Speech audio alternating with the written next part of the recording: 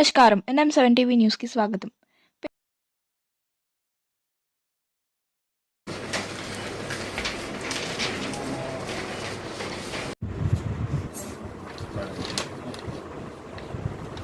First నాడు Pangal police station లిమిట్స్లో ఒక వ్యక్తి రహమతుల్లా అనే వ్యక్తి వాటర్ కెనాల్ లోపల చనిపోయి పడి ఉన్నాడు.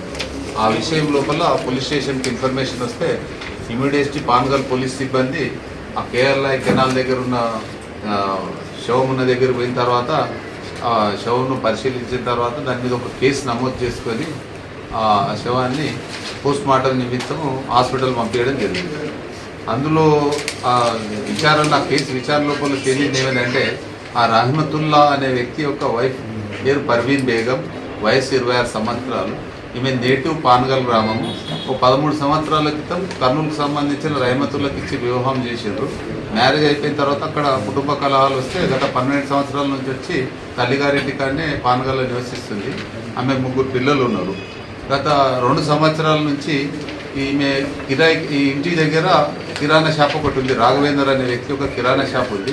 ఆ కిరాణా షాప్ లోపలికి వస్తువులు తీసుకురావడం లోపల ఆ రాఘవేందర్కి పర్వీన్ బేగ్కి ఇద్దరికి మంచి అటాచ్మెంట్ ఏర్పడ్డది. క్లోజ్ అటాచ్మెంట్ ఏర్పడిన తర్వాత అది అక్రమ సంబంధానికి దారితీసింది. ఈ అక్రమ సంబంధం గత 2 సంవత్సరాల నుంచి జరుగుతుండగా ఈ భర్తకు అనుమానం వచ్చి 2-3 సార్లు హెచ్చరించిన తర్వాత అయినా వాళ్ళ ప్రవర్తన లోపల మార్పు రాకపోయే వరకు 1 నెల క్రితము వాళ్ళిద్దరిని ఒక దగ్గర ఇంట్లో ఉన్నప్పుడు భర్త పట్టుకోవడం జరిగింది. పట్టుకొని పెద్ద మనుషుల సమక్షంలో తీసుకుపోయి హెచ్చరించి కొట్టడం జరిగింది. భర్త కూడా నీ ప్రవర్తన మార్చుకో, నాకు 3 పిల్లలు ఉన్నారు, నా భార్య దగ్గరికి రాకు అని కుల పెద్దలు కానీ మిగతా వాళ్ళు హెచ్చరించి వార్నింగ్ ఇచ్చి పంపించిన తర్వాత అప్పుడు ఏమనుకున్నారు వాళ్ళు అంటే ఈ పర్వీన్ బేగం కూడా తన భర్తను అడ్డు తొలగించుకొని ఈ రాఘవేందర్తోనే కంటిన్యూ కావాలనే ఒక ఉద్దేశంతో ఈ రాఘవేందర్ను ఎద్దనన్నా కలిసి భర్త అడ్డు తొలగించుకోవాలని ఈయన మీద బాగా ఒత్తిడి తీసుకొచ్చి వీళ్ళిద్దరు కలిసి ఎట్లన్నా సంపాదన పథకం తీసుకున్నారు. ఆ పథకంలో భాగంగా లేకుంటే ఆయన నువ్వు చంపనని లేకుంటే నన్ను ఇక్కడి నుంచి ఎక్కడన్నా తీసుకుపో అని కూడా ఈ పర్వీన్ బేగం చెప్పడం జరిగింది.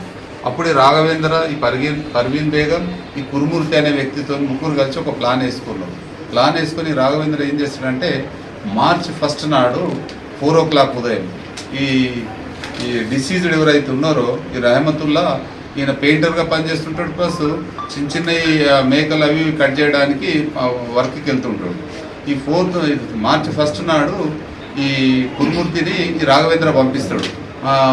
మేకను కట్ చేసేది తీసుకురమ్మంటే ఈయన లేబర్ కూలీ వర్క్ కదా అనుకొని ఈయన 4 o'clock ఈ కురుమూర్తి ఎంట వెళ్ళిపోతాడు. వెళ్ళిపోయి 4 o'clock వెళ్ళిపోతుంటే ఈ కేఎల్ఐ కెనాల్ జూనియర్ కాలేజ్ దగ్గర తీసుకొచ్చే వరకు వాళ్ళ పథకం ప్రకారం అంతకుముందే అక్కడ రాఘవేంద్ర ఉంటాడు.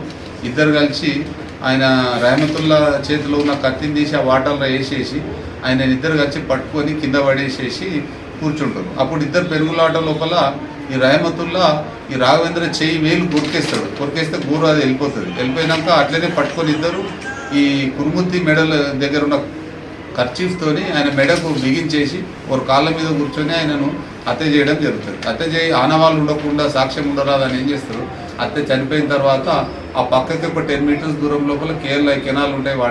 ఆ వాటర్ కెనాల్లో తీసుకుపోయి ఆ శవంను వేసేసి సాక్ష్యాలు ఉండరాదన్న ఉద్దేశంలో ఈ చనిపోయిన రహమతుల్లా యొక్క కత్తిని, ఆ టోపీ, ఆయనకు సంబంధించిన చెప్పులను ఒక 5 meters దూరంలో వాటర్లో వేసేసి వాళ్ళ ఇంటికి వెళ్ళిపోవడం జరుగుతుంది.